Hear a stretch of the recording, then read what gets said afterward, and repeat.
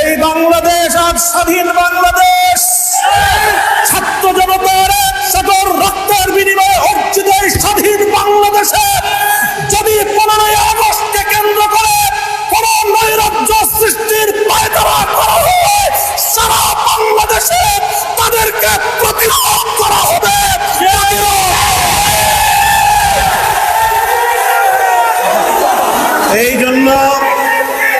এই জন্য আমরা বৈষম্য বিরোধী ছাত্র আন্দোলনের নেতৃবৃন্দ, অন্তর্বর্তীকালীন সরকারের দায়িত্বশীলদের পাশাপাশি হেফাজতে ইসলামের নেতা কর্মীদেরকে আমি আহ্বান জানাতে চাই, আগামীকাল 15ই আগস্ট, 16ই আগস্ট এবং গোটা আগস্ট মাস জুড়ে আমাদেরকে সতর্ক থাকতে হবে। কারণ মনে রাখবেন, আওয়ামী লীগের রাজনীতি হলো প্রতিহিংসার রাজনীতি।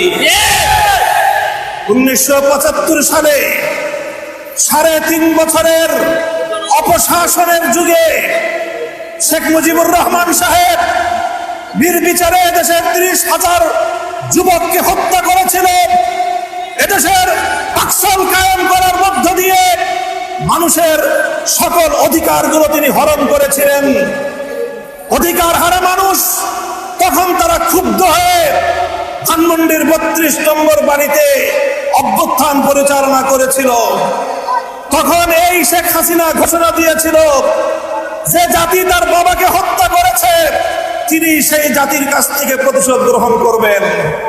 বিগত 45 বছর ধরে শেখ হাসিনা প্রতিশোধের রাজনীতি করেছেন, প্রতিশোধ দিয়েছেন আমার বাংলার তাওহীদি জনতার বিরুদ্ধে, প্রতিশোধ নিয়েছেন বাংলার স্বাধীনতাকামী মুক্তিকামী জনতার বিরুদ্ধে, প্রতিশোধ নিয়েছেন বাংলাদেশের ছাত্র জনতার বিরুদ্ধে, প্রতিশোধ নিয়েছেন এদেশের হেফাজতে ইসলামের লক্ষ লক্ষ নিরপরাধ মানুষের বিরুদ্ধে।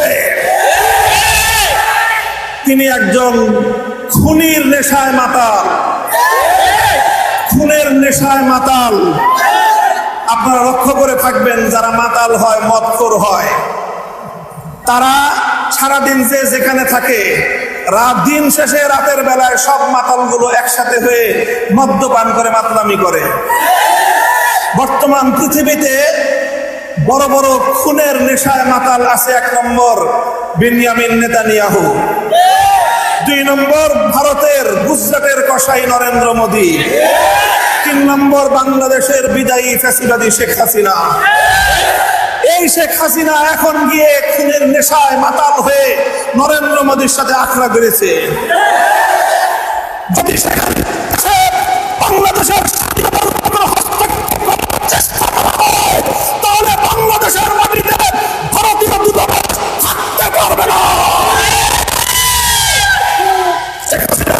বাংলাদেশে বিভিন্ন থানায় আদালতে হত্যা মামলা দায়ের হয়েছে। আমি আহ্বান জানাতে চাই, খুনি হাসিনাকে ধরে এনে বিচারের কাঠগড়ায় দাঁড় করাতে হবে। প্রিয় সাথী ও বন্ধুগণ, বক্তব্য শেষ। ইনশাআল্লাহ বিগত দিনে যেভাবে রক্ত দিয়েছি, যেভাবে আমরা রক্ত দিয়েছি স্বপ্নচক্রে, যেভাবে আমরা রক্ত দিয়েছি মোদী বিরোধী আন্দোলনে কথাকারিতে, যেভাবে রক্ত দিয়েছি আমরা মোদী বিরোধী আন্দোলনে ব্রাহ্মণবাড়িয়ায়, ঠিক আগামী দিনেও দেশের স্বাধীনতা রক্ষার জন্য, ইসলামের হেফাজতের জন্য যদি আবার রক্ত দেওয়ার হয়, স্বাধীনতার ঝান্ডা নিয়ে রক্ত দেওয়ার জন্য প্রস্তুত থাকবে কারা?